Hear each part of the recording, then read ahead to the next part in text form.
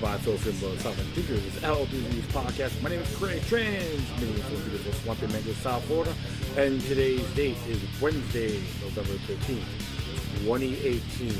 So let us begin.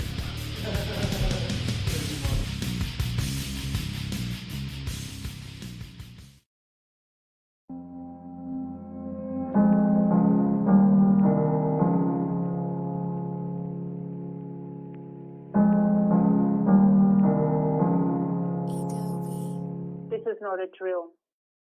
This is an emergency. The life of my son, journalist Julian Assange, is in immediate and critical danger.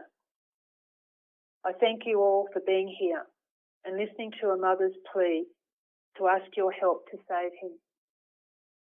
Despite Julian being a multi-award-winning journalist, much loved and respected for courageously exposing serious, high-level crimes and corruption in the public interest, he is right now alone, sick, in pain, silenced in solitary confinement, cut off from all contact, and being tortured in the heart of London.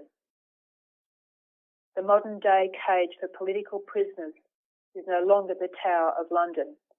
It is the Ecuadorian embassy. Here are the facts. Julian has been detained nearly 8 years without charge. That's right, without charge. For the past 6 years, the UK government has refused his request for access to basic health needs, fresh air, exercise, sunshine for vitamin D, and access to proper medical and dental care. As a result, his health has seriously deteriorated, and his examining doctors warn these detention conditions are life-threatening. A slow and cruel assassination is taking place before our very eyes in the embassy in London. In 2016, after an in-depth investigation, the United Nations ruled that Julian's legal and human rights had been violated on multiple occasions, that he'd been illegally detained since 2010, and they ordered his immediate release, safe passage, and compensation. The UK government refused to abide by the UN decision. The US government has stated Julian's arrest as a priority. They want to get round the US journalist protections under their First Amendment by charging him with espionage. They will stop at nothing to do it. As a result of the US bearing down on Ecuador, his asylum is now under immediate threat. The US pressure on Ecuador's new president resulted in Julian being placed into strict and severe solitary confinement for the last 7 months, deprived of any contact with his family and friends. Only his lawyers could see him. 2 weeks ago, things became substantially worse. The former president of Ecuador, Rafael Correa, who rightfully gave Julian political asylum from US threats against his life and liberty, publicly warned that when US Vice President Mike Pence recently visited Ecuador, a deal was done to hand Julian over to the US. He stated that because of the political cost of expelling Julian from their embassy was too high, the plan was to break him down mentally. A new, impossible, inhumane set of rules and protocols was implemented at the embassy to torture him to such a point that he will break and be forced to leave.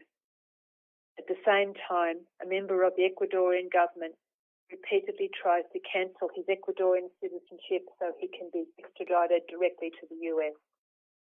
While his lawyers challenge this latest violation of his human rights under the Ecuadorian constitution, their government lawyer has warned Julian that even his very testimony describing his suffering could be in breach of their new protocol and grounds for embassy expulsion. They have denied him visits from his lawyers for 4 days before the next hearing on Monday, jeopardising the preparation of his case and further increasing his isolation, anxiety and stress. They are setting my son up to give them an excuse to hand him over to the US where he will face a show trial. Over the past 8 years, he has had no proper legal process. It has been unfair at every turn, with much perversion of justice. There is no reason to consider that this would change in the future. The US WikiLeaks grand jury producing the extradition warrant is held in secret, has 4 prosecutors but no defence and no judge. The UK-US extradition treaty allows for the UK to extradite Julian to the US without a prima facie case. Once in the US, the National Defence Authorisation Act allows for indefinite detention without trial. Julian could very well be held in Guantanamo Bay and tortured, sentenced to 45 years in a maximum security prison or face the death penalty. My son is in critical danger because of a brutal political persecution by the bullies in power whose crimes and corruption he has courageously exposed when he was editor-in-chief of WikiLeaks. The same corrupt entities who in government tut-tut about bullying, fake news and human rights. These same bullies are bullying my son to death. It would appear that courageous, truthful, multi-award-winning journalism is now life-threatening. The legal channels have been subverted and are therefore unlikely to save him. Because this is a transnational political persecution by a savage superpower in collusion with its allies, saving Julian will require the outrage of the people of the world. I'm asking you to make a noise, a big noise, and to keep making a noise until my son is freed. We need to make our protest against this brutality deafening. I call on all you journalists to stand up now, because he is your colleague and you are next. I call on all you politicians who say you entered Parliament to serve the people to stand up now. I call on all you activists who support human rights, refugees, the environment, and are against war, to stand up now because WikiLeaks has served the causes that you fight for and Julian is now suffering for it alongside of you. I call on all citizens who value freedom, democracy and a fair legal process to put aside your political differences and unite and stand up now. Most of us don't have the courage of our whistleblowers or the journalists like Julian Assange who publish them so that we may be informed and warned about the abuses of power. But we can stand up en masse and protect them. Throughout history, when the abuses of power became too much for the people to bear, they united and stood up and stopped them. This is a moment when we must say no. This is enough. We, the people, will not stand by and watch this brave journalist die. Thank you for listening. What you heard was Julian Assange beseeching the world to save her son, Julian, from espionage, tyranny, fighting for free press, freedom of speech. Whether you like him or not, claim to be, many people say he's a Zionist, all that, it doesn't matter. You have to really examine the bigger picture. The war on the press, the war on journalism, is the war on every single human being on this planet. Whether you're in the United States, Great Britain, Saudi Arabia, South Africa, Zimbabwe, etc., Australia, I can go on and on and on. Times like these, you have to toss their differences to the side and unify under one thing: principles, natural born rights. I'm proud of one of those individuals that can work with others with different views, but we share common interests and focus on it. On our certain task is to inform people, enlightened. The reason why I'm going to be talking about this, I know that everyone's focusing on the whole Broward election fraud case. which could be a distraction as well. And I say that out of respect. I know many of my colleagues who are activists from all walks of life are saying Brenda Snipes needs to be indicted. Deborah Wise-Michaud needs to be disqualified. Some called for a re-election, which I understand in good faith, based on all the sloppiness, the cluster that's been going on, even down this particular area of Broward County for a good period of time, at least 20 years. So what are you folks going to be doing? Sound the alarm?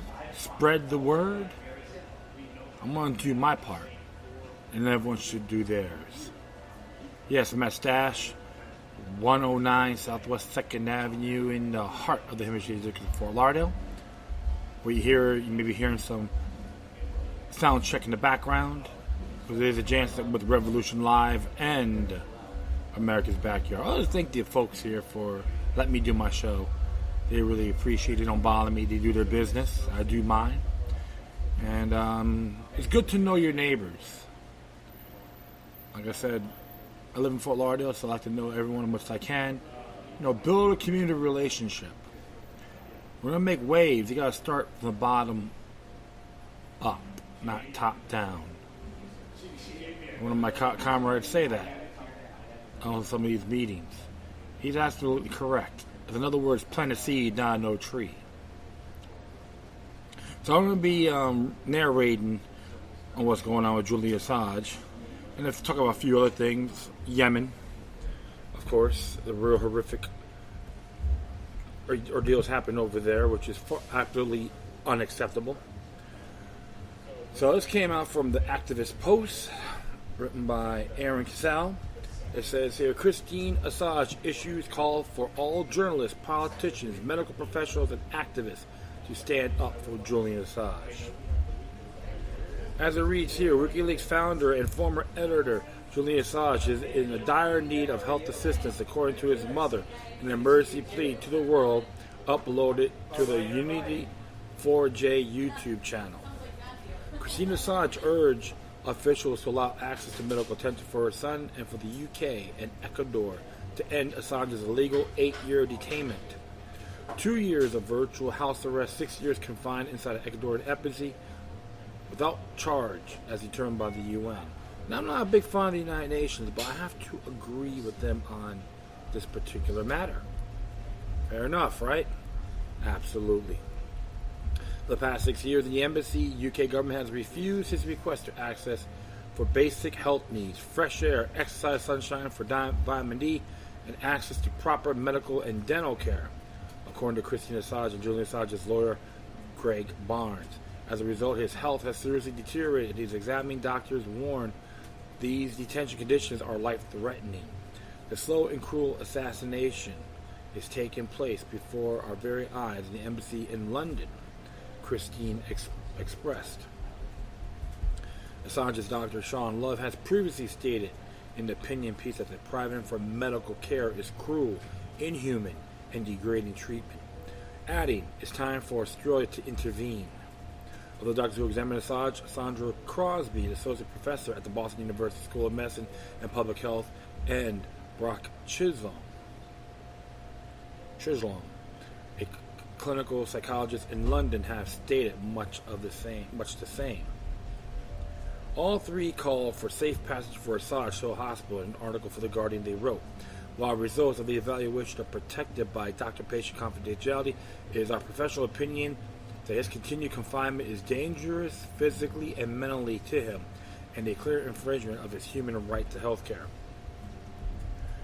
The above health concerns are coupled with surveillance technology. This is what was a requirement for Assange to remain in the embassy, including signal jammers and all the additional technology that is emitting various electromagnetic waves. Very cancerous indeed. Of course, they talked about it right here, about exposure to radio frequency radiation emitted. WikiLeaks did a tweet on that. Folks, read this stuff. You'd be amazed the dangers it can contain on a human being, especially children, where their cells are developing. Assange's health isn't the only topic Christine touches on. She also detailed as a recent press release by WikiLeaks, which noted that Ecuador former President Rafael Correa, whose administration granted Assange political asylum, said that the current U.S. Trump administration is trying to break him psychologically. That a deal had been struck during Pence's visit Ecuador earlier this year. This news comes as Ecuador is being pressured to end Assange's asylum and citizenship, so he can be arrested by British police and extradited to the U.S. to face charges under the Espionage Act. How come they don't do it to their own so-called politicians, but they'll do it to him? Because they all think alike and smell the same. They bend over to the same hidden hand. This news comes as Ecuador is being pressured to end Assange's asylum and citizenship, so he can be arrested by the British police, and extradited to face charges under the Espionage Act, the federal law often used to punish whistleblowers. Barack Obama punished whistleblowers as well, so all you worshippers that hate Trump but praise his predecessor, you're being duped. As such, the Trump administration has threatened to step over a never-crossed line, applying the secret document provision of the Espionage Act to journalist practices according to EFF, which last year condemned the threats of prosecution against WikiLeaks and Assange. There is a tweet too on WikiLeaks. You can see it for yourselves. After U.S. pressure moves accelerate stripped to WikiLeaks publishers Julian Assange's Ecuadorian citizenship. His citizenship status is a barrier to rendering him to another state, as Article 39 of Ecuador's constitution forbids extradition of citizens. And same thing here about Newswire EFE, Ecuador's Attorney General, on a plan to go with the UK to bind the international arbitration, then to lose in order to be forced to hand over Julian Assange in order to avoid being prosecuted for an illegal extradition. He has his defense to honor his dirty deal with the Trump administration to extradite Assange. Ecuador's Attorney General slates deliberately going to binding international arbitration, then losing, so it will be forced to hand him over. Utterly shameless is a web article on Web Archive on Nat. Last month, lawyers representing Assange sued Ecuador accused the government of violating Assange's fundamental rights and freedoms, while Ecuador has further threatened Julian Assange that if he speaks, there would be consequences, claiming that refugees do not have speech rights, citing the defunct convention from 1929. And of course, there's a WikiLeaks on here as well. Okay, get a look all this up you can. In March, what's up, brother? In March, hold on here, I'll be right back. I will continue on here. In March, Ecuador and its leaders, Lenin Moreno, pulled the plug on Assange's internet connection. Then Ecuador further demanded Assange remove a specific tweet referencing a former political prisoner, Carlos Pejmont. The irony here is that Ecuador accused Assange of interfering in a state for mentioning another political prisoner, and Assange himself had more of his own rights taken away. In 1940, elected president of Catalonia, Luis Campanis, was captured by the Gestapo at the request of Spain, delivered to them and executed. Today, German police have arrested the elected president of Catalonia, Carlos Pejmont, at the request of Spain to be extradited. Assange tweeted. See what's going on now, right? Even Catalonia, there's still things continuing on down there with the whole debacle. Ecuador clarified its position on Julian Assange's asylum at the time by drafting new rules limiting his communications, according to WikiLeaks. The original cutoff of Assange's internet was due to an alleged breach of an agreement to refrain from interfering in other states' affairs. An action, according to Ecuador, was taken following Assange's breach of a written agreement signed with the Ecuadorian government at the end of 2017, in which he vowed not to send messages interfering in the affairs of other sovereign states. The government said in a statement, The executive remains open to the possibility of further sanctions in cases of future breaches in agreements by Assange. WikiLeaks has previously stated that Assange was never under a gag agreement, calling the allegations entirely false.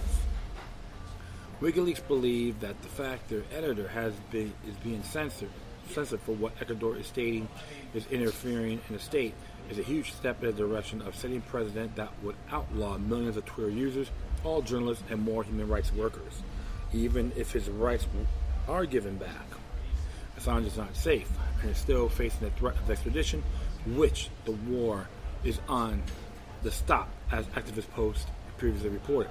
WikiLeaks has recently faced increased pressure from authorities. Last year, the U.S. Senate considered a bill that would classify WikiLeaks as a non-state hostile intelligence service, bundled as part of the 2018 Intelligence Authorization Act. Presumably, that classification would authorize use of force against WikiLeaks and presumably its supporters. So hopefully you folks out there better be listening, especially the ones in the United States. All you Trump worshippers out there.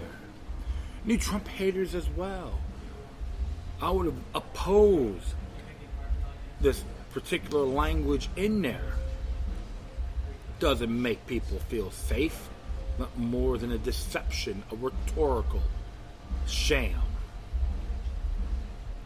Then in late December last year, the head legal office in Madrid of former judge and WikiLeaks chief counsel, Baltasar Garzon, was raided by masked men dressed in all black, and security cameras were taped.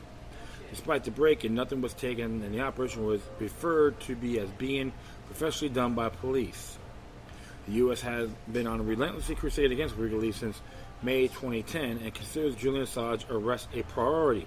While several politicians have threatened Assange's life, it has been almost 8 years now since Assange was arrested and detained under one form or another, with 2 years of virtual house arrest and 6 years confined inside the Ecuadorian embassy, and now he can add unjustified solitary confinement to the laundry list.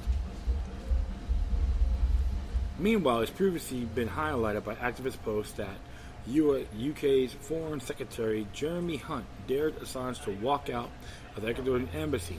He might have little said too much about an active investigation when he said that Assange was facing serious charges, because the article is now absent from news.com AU's website.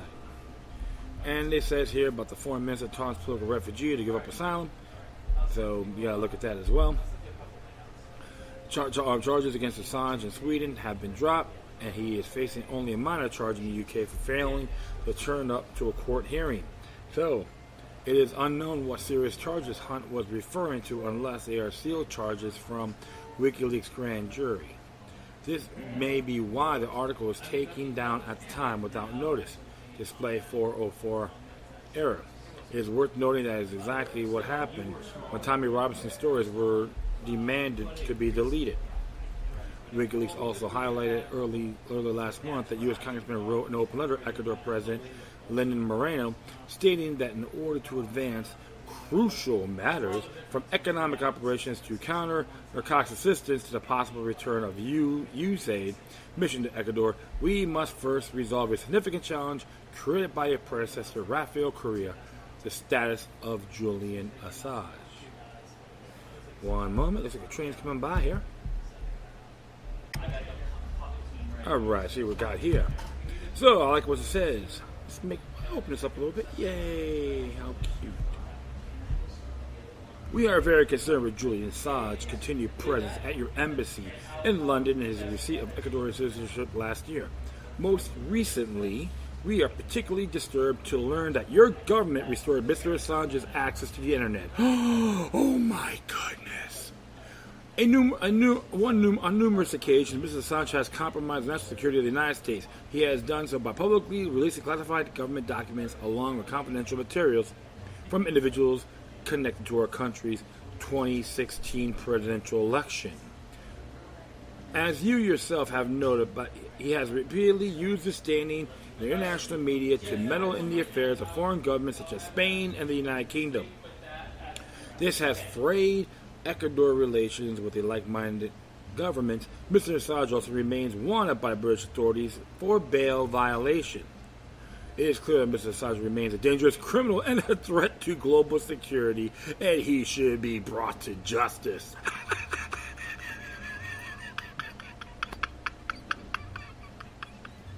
I am so sorry. I have to laugh. It's funny about this WikiLeaks is ahead of midterms, ranking Democrat but not Republican House Foreign Relations Committee. Pressure. So it's the Foreign House Relations Committee. He's going to tell Ecuador how to clean your rear end. Good grief! Can we say lousy lousy U.S. foreign policy? Absolutely. If the UK or the Ecuador does decide to illegally hand over Julian Assange to the U.S. in violation of 2 UN rulings, it is inevitable that we see a reign of leaks that the world has never seen that will undoubtedly rock society as WikiLeaks has consistently for 11 years. Last year, Moreno vowed to stop Assange from revealing further corruption about the United States for the duration of his stay at the embassy, stating he would gag Assange from revealing further corruption about the U.S. Although Moreno claimed to support Assange's asylum, he previously said that he would ask him to be very delicate when he addresses international politics, especially regarding countries with which we have good relations, reported Latin America's news outlet Telecer, which they were purged from Facebook, but it looks like they put them back on. It's not just always the hard fanatics like Alex Jones, whatever you call it, but they got purged as well. So that tells you what these private entities are about. As a journalist and Internet Party NZ President Susie Dawson previously posed the question in her Being Julian Assange mega article on Assange's situation and WikiLeaks history. We need to ask ourselves whether we are watching Assange die before our eyes. Alright, as I continue on, my friends.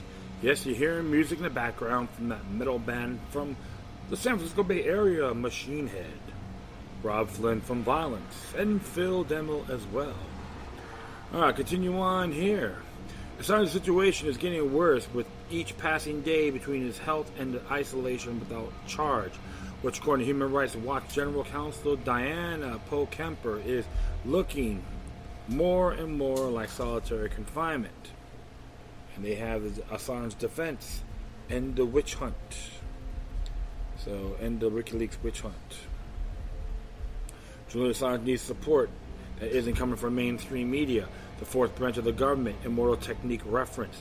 That support comes from grassroots movements, dissident activists and hacktivists worldwide, as well as would play it back in defense of the WL blockade, as well from readers like you share this article in support of Assange's legal defense. And you sense the calling and feed your conscience, you won't live with the death of a journalist. Please join the Unity 4J WikiBees Discord, where you can network and organize with other like-minded individuals on the streets action and legal actions, petitions and protests for Julian Assange. It is important to note, as all the unfolds that WikiLeaks recently announced that one of Assange's longtime associates, Kristen Hafrenson, took over for him as WikiLeaks editor-in-chief. So go read WikiLeaks and learn hidden history about the place that we live in, and stop letting corporate news tell lies to your children.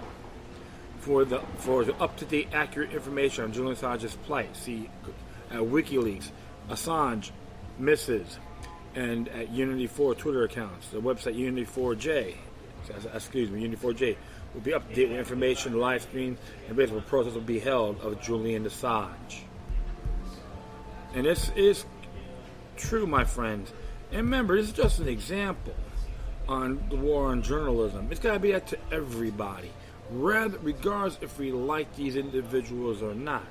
If they can burn him, anyone can be next. If you're going to say the heck with them, you'll be entrapping yourself that you could be the next in line and go, help me. I didn't really care. I hate Julian Assange. I deserve he got screwed. Now it's backfiring on me. And this is one of the key. You have to always be aware of that mindset. This is what the Orwellian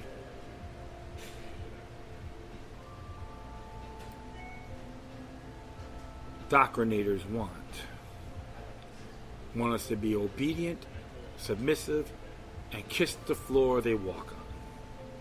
Well, remember this, my friends. When it comes to rebellion, dissidents, you gotta be like cockroaches. They can't kill us all. Stand up for Assange. Stand up for freedom of the press, freedom of speech, worldwide, regardless if you support these individuals or not. Principle is the key to liberation. So, I recommend it. I beseech everyone to feel the same, regardless, because this has to be stopped. Him being extradited here or the UK. We gotta end the war on terror because it's a conflict with ourselves. Well, speaking of the war on terror, this came out yesterday from Consortium News. It says here, Yemeni war deaths have been underestimated by 5-1. Civilian casualties in the 3 years of horror in Yemen has vastly underestimated by mainstream organizations, reports Nicholas Davies. Total deaths in Yemen top more than 100,000. This is by Nicholas J.S. Davies. An NGO responsible for reporting on the war deaths has acknowledged it has underestimated the casualties in the 3-year conflict at least 5-1. Armed Conflict Location and Event Data Project had originally estimated that about 10,000 people have been killed in the war in Yemen. Roughly the same number reported by the World Health Organization, whose surveys are regularly cited as estimates of war deaths in Yemen by UN agencies and the world's media. ACLED now estimates the true number of people killed in Yemen is probably between 70,000 and 80,000 people. ACLED's estimates does not include the thousands of Yemenis who have died in the war in direct consequences such as starvation and preventable diseases like diphtheria and cholera. UNICEF reported in December 2016 that a child was dying every 10 minutes in Yemen, and the humanitarian crisis has only worsened since then. A rated total of all deaths caused directly and indirectly by the war, by now more than 100,000. Another NGO, the Yemen Data Project, revealed in September 2016 at least a third of Saudi-led airstrikes, many of which involved U.S.-built and, until Friday, U.S.-refueled warplanes using U.S.-made bombs, were hitting hospitals, schools, markets, mosques, and other civilian targets.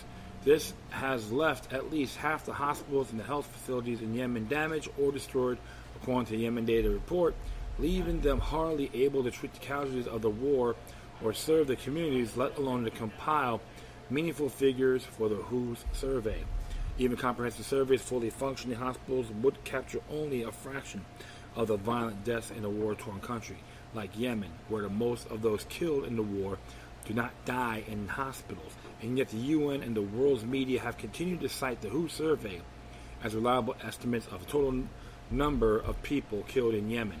Dramatically wrong. In this 3-part series of Consortium News in April, I claimed such estimates of civilian deaths in U.S. war zones were likely to be dramatically wrong, because that was a epidemiologist have found whenever they have conducted serious mortality studies based on well-established statistical principles in war zones around the world.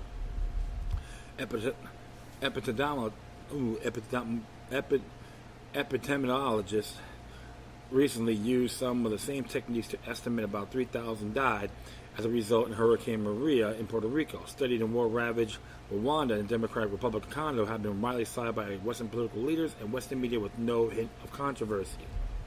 Some of the same public health experts who had worked in Rwanda and Congo used same methods to estimate how many people have been killed as a result of the U.S. and UK invasion of occupied Iraq.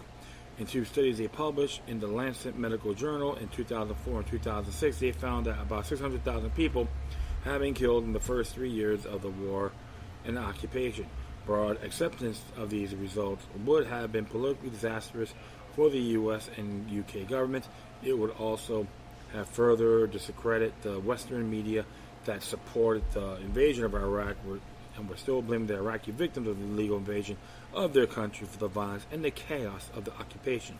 The British Defense Ministry Chief Scientific Advisor described the Lancet studies designed as robust and their methods as close to the best practice, and British officials immediately that they were likely to be right. In the US and UK governments nonetheless launched a concerted campaign to discredit them. No scientific basis. In 2005, as American and British officials and their acolytes in the corporate media discounted his work, thus Roberts, the lead author of the 2004 study, told the UK media watchdog Media Lens, it is odd that the logic of epidemiology embraced by the press every day regarding the new drugs or health risk somehow changes when the mechanism of death is the armed forces. Roberts and Johns Hopkins School of Public Health at the time of the 2004 study and now at Columbia accurately stated there was no legitimate scientific basis for the objections being raised to his work and its results. But it was not so odd that embattled political leaders would use all the tools at their disposal to try to salvage their careers and reputations, and to preserve the U.S. and UK's future freedom of action to destroy countries that they stand in their way. By 2005, most Western journalists in Iraq were hunkered down in Baghdad 45 Green Zone, reportedly mainly from the SecCom briefing room. They ventured out. They were embedded with U.S. forces traveling by helicopter or armored convoy between 4 or 5 U.S. bases.